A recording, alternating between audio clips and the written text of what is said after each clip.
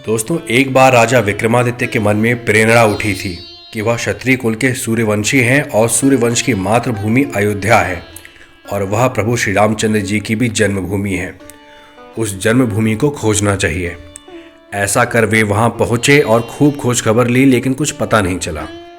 हार कर एक दिन स्नान करने के लिए सरयू नदी की ओर रवाना हुए तो दूर से ही देखते हैं कि कोई काले रंग का पुरुष अपने काले घोड़े के साथ अपने आसपास एक दिव्य आभा मंडल लिए हुए नदी में स्नान करने के लिए उतर रहा है।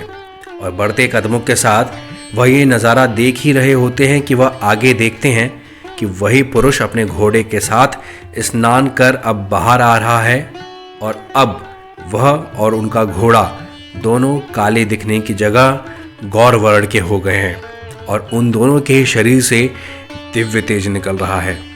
ये देखकर राजा विक्रमादित्य तेज कदमों के साथ उस पुरुष के पास पहुंचे और हाथ जोड़कर प्रणाम कर उस पुरुष से अपनी यही आंखों देखी दृश्य को बताकर उस पुरुष से उसका परिचय पूछा।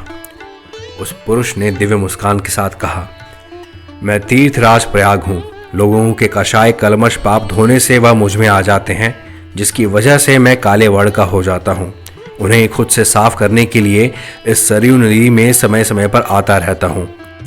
महाराज विक्रमादित्य ने यह बात सुनते ही समझ लिया था कि उनकी समस्या का हल इस दिव्य पुरुष के पास अवश्य होगा और उन्होंने तुरंत पूछ लिया कि वह प्रभु श्री राम की जन्मभूमि को ढूंढ रहे हैं, कृपया उनकी सहायता करें।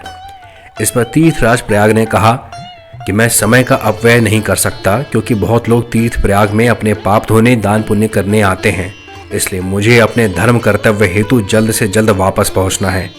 किंतु राजन, आप यहाँ सरयू तट पर कल फिर आइएगा तो आपको एक दिव्य कामधेनु गाय प्रभु श्री राम की जन्मभूमि पर जरूर लेती जाएगी।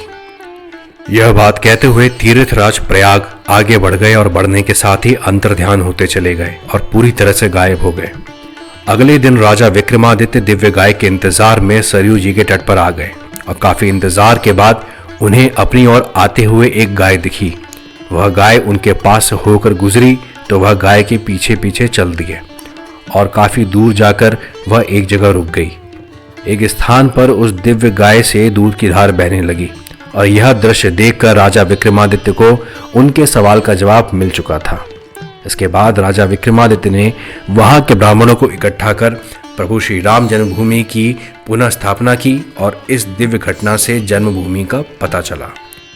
कुछ और भी वक्तव्य आपको सुनने को मिल जाएंगे कि तीर्थराज प्रयाग ने महाराज विक्रमादित्य को काशी जाने के लिए बोला और वहां उन्हें स्वयं महादेव एक वृद्ध रूप में आकर मिले और उन्होंने एक पोथी पत्रा महाराज विक्रमादित्य को सौंप दिया, जिसमें राम जन्मभूमि के संकेत दिए गए थे और फिर अयोध्या में दिव्य गाय की मदद मिलने की बात बताकर चले गए। इस तरह से कुछ मिली जुली बातें सामने आती हैं। इस ऐतिहासिक कहानी और इसी तरह की कई और ऐतिहासिक कहानियों से यह समझ आता है कि प्रत्येक वस्तु विशेष और स्थान की अपनी एक दिव्य सत्ता होती है, जैसे गोवर्धन पर्वत, देवात्मा हिमालय, नदियों में जैसे गंगा, जमुना, सरस्वती और ऐसे कई और भी। दोस्तों, क्या इस महाकुंभ के बाद तीर्थराज प्रयाग खुद अयोध्या पधार कर सरयू नदी में स्नान करने आएंगे और कौन कौन से तीर्थ भी साथ में आएंगे? और क्या आप भी महाकुंभ स्नान के बाद प्रभु श्री राम की जन्मभूमि में आकर सरयू जी में भी स्नान करने आएंगे? दोस्तों, कमेंट करके ज़रूर बताएं कि ये वीडियो आपको कैसी लगी और आगे भी शेयर करें और इसी तरह जुड़े रहिए अपने वैदिक सिस्टम से। Must follow, subscribe and do like, comment and share. Her her Mahadev.